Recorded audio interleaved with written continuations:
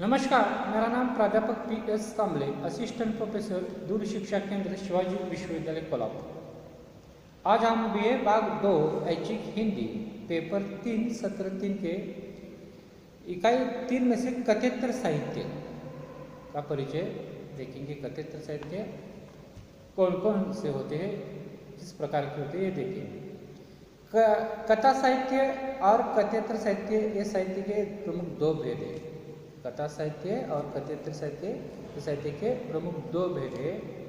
कथा साहित्य में कथा का महत्व मुख्य होता है। कथा साहित्य में कथा मुख्य होती है। कथा साहित्य घटना प्रधान होता है। इसके विपरीत कथेतर साहित्य में घटना मुख्य नहीं होती, अपितु उसमें अलग अलग तरह के भाव विद्यमान होते हैं। कथेतर शब्द कथा और इतर से बना है। निबंध, संस्मरण, यात्रा साहित्य, जीवनी, आत्मकथा, रेडियो एकांकिका, साक्षात्कार, रिपोर्टाज आदि कथेतर साहित्य के अलग अलग विधाएं हैं। कथेतर साहित्य में कौन कौन से विधाएं पे? निबंध, संस्मरण, यात्रा साहित्य, जीवनी, आत्मकथा, रेडियो एकांकिका, साक्षात्कार, रिपोर्टाज आदि कथेतर साहित्य की अलग अलग ये विधाएं हैं। प्रस्तुत पाठ्यक्रम में कथेतर साहित्य की इन सभी विधाओं का अध्ययन किया जा रहा है। इसलिए यहाँ क्रमशः डायरी, आत्मकथा, जीवनी, रेडियो नाटक, रेखाचित्र और संस्मरणीय साहित्यिक विधाओं का परिचय प्राप्त करेंगे। आपके अध्ययन के लिए जो कथेतर साहित्य है बीए भाग 2 के लिए, इनमें से कौन कौन से प्रकार के विधाएं है? डायरी है, आत्मकथा है, जीवनी है, रेडियो नाटक है, रेखाचित्र है और संस्मरण, इन साहित्य विधाओं का परिचय आपके बीए भाग 2 के पाठ्यक्रम में है। तो डायरी के बारे में हम चर्चा करते हैं। डायरी विधा का साहित्य में विशेष महत्व होता है। इसमें हर दिन के कार्यों का विवरण प्रस्तुत किया जाता है। डायरी में हर दिन के कार्य जो होते, जो हम काम करते, उसका विवरण होता है। इससे दिन में हुई सभी गलतियों और अच्छाइयों का विवरण होता है। इसे मराठी में रोजनिशी तथा दैनंदिनी कहा जाता है। मराठी में इसे रोजनिशी और दैनंदिनी कहा जाता है। हिंदी के कतिपय लेखकों ने अपने अनुभवों को डायरी में वर्णित किया है। हिंदी के बहुत से लेखकों ने अपने अनुभवों को डायरी के माध्यम से व्यक्त किया है।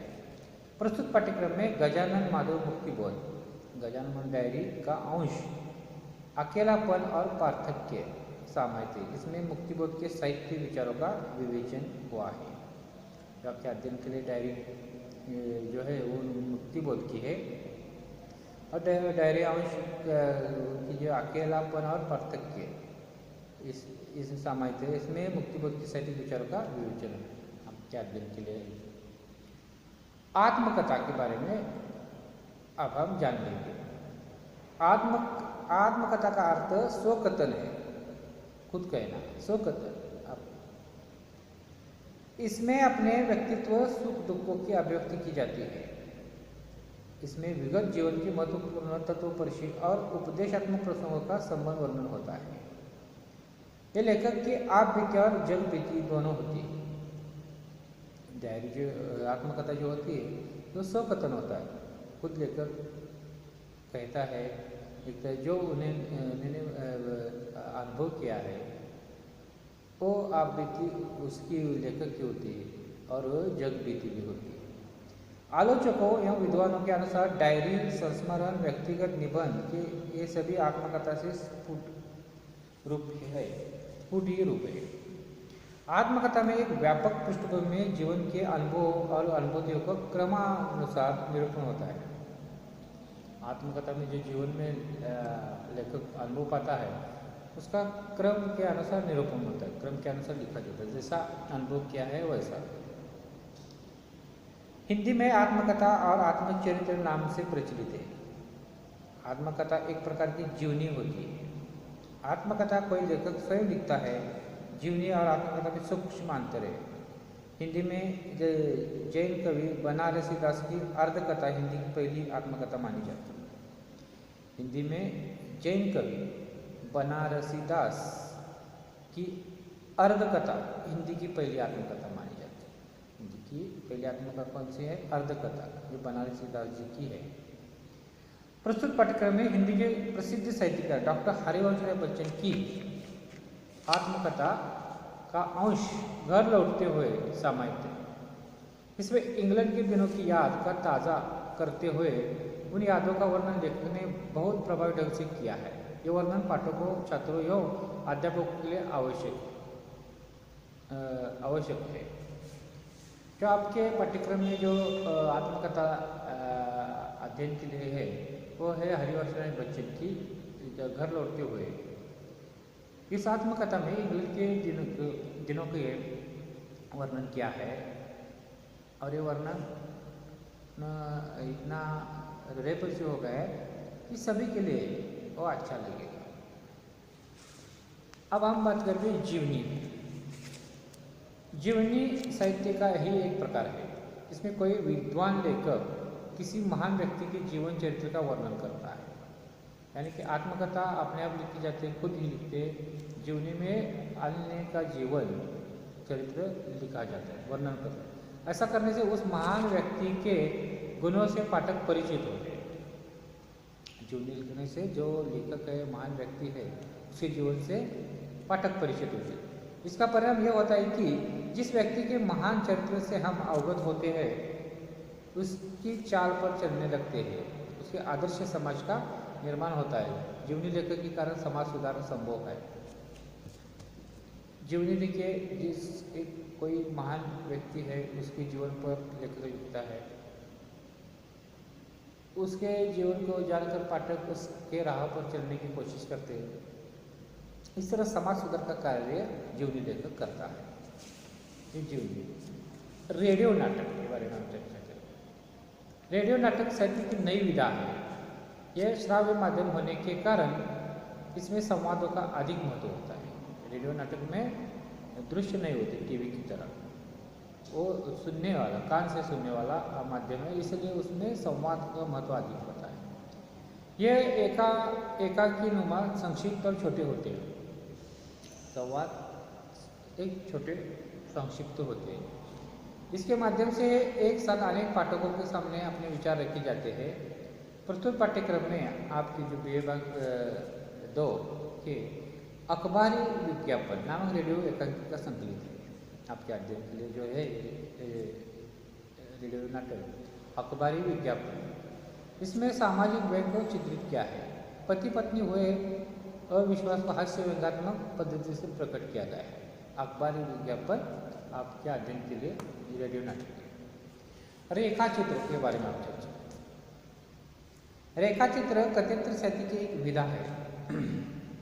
इसमें अंग्रेजी में स्केच कहा जाता है। रेखा चित्र को अंग्रेजी में स्केच कहा जाता है। इस साहित्यिक विधि में व्यक्ति प्रधान होती है। लेखक के संपर्क में आए हुए विशेष व्यक्ति जिनका उस पर प्रभाव पड़ता है तथा उस व्यक्ति के गुणों अवगुणों का वह गुणगान करना चाहता है, उसे रेखांकित करता है। लेखक कोई भी व्यक्ति उसके संपर्क में आ जाता है और उसके गुणों का उस पर प्रभाव पड़ता है लेखक पर, तो उसे वो अपने रेखाचित्र में रेखांकित करता है। साहित्य की इस विधा को रेखाचित्र कहा जाता है। रेखाचित्र शब्द चित्रकला के माध्यम से साहित्य में आया है। आचार्य विनय मोहन शर्मा के अनुसार रेखाचित्र में व्यक्ति, घटना या दृश्य का अंकन होता है। प्रस्तुत पाठ्यक्रम में आचार्य विनय मोहन शर्मा द्वारा लिखित वकील साहब रेखाचित्र संकलित है। आपके विभाग 2 के ऐच्छिक हिंदी के लिए जो पाठ्यक्रम में जो रेखाचित्र है उसका नाम है विनय मोहन शर्मा द्वारा लिखित वकील साहब का रेखाचित्र है। इसमें सामान्य भोले भाले वकील का जीवन अंकित किया है। एक भोले भाले वकील का जीवन का रेखाचित्र खींचा गया है आपके अध्ययन के लिए जो लगाया गया है पाठ्यक्रम। अब बात करते हैं संस्मरण। संस्मरण आत्मवृत्त का एक भाग है। आत्मवृत्त में जीवन के सभी क्षणों का चित्रण होता है। संस्मरण में जीवन की यादगार क्षणों का उजागर किया जाता है। एक आत्मवृत्त का ही एक भाग है संस्मरण। उसमें जीवन का एक यादगार क्षण या यादगार एक क्षण मोमेंट का ही उजागर किया जाता है। यह वर्णन अनुभूति और संवेदना की धरातल पर किया जाता है। स्मृति के आधार पर किसी विषय या व्यक्ति के संबंध में लिखित लेख या लेख संग्रह, संस्मरण या संस्मरण संग्रह कहा जाता है। प्रस्तुत पाठ्यक्रम में डॉक्टर रामकरम वर्मा के संस्मरण आपके जो है भाग 2 के ऐच्छिक पेपर के अध्ययन के लिए जो संस्मरण रखा है और उसका नाम है डॉक्टर रामकरम वर्मा के संस्मरण। महात्मा गांधी को समाहित किया गया है। यह संस्मरण युवकों के लिए प्रेरणा देते हैं। इस प्रकार कथाचित्र साहित्य इस विभाग में डायरी अंश, आत्मकथा अंश, जीवनी, रेडियो, रेखा चित्र और संस्मरण आदि को दिया है। इन सभी साहित्यिक विधाओं का अध्ययन विस्तार से आगे हम करेंगे। तो इस प्रकार आपके BA भाग 2 ऐच्छिक हिंदी के लिए कथाचित्र साहित्य इकाई 3 में से जो है तो इस प्रकार के हैं। आगे की वीडियो में हम एक जो कथाचित्र साहित्य इसका अध्ययन करेंगे। तो दोस्तों इसके साथ धन्यवाद।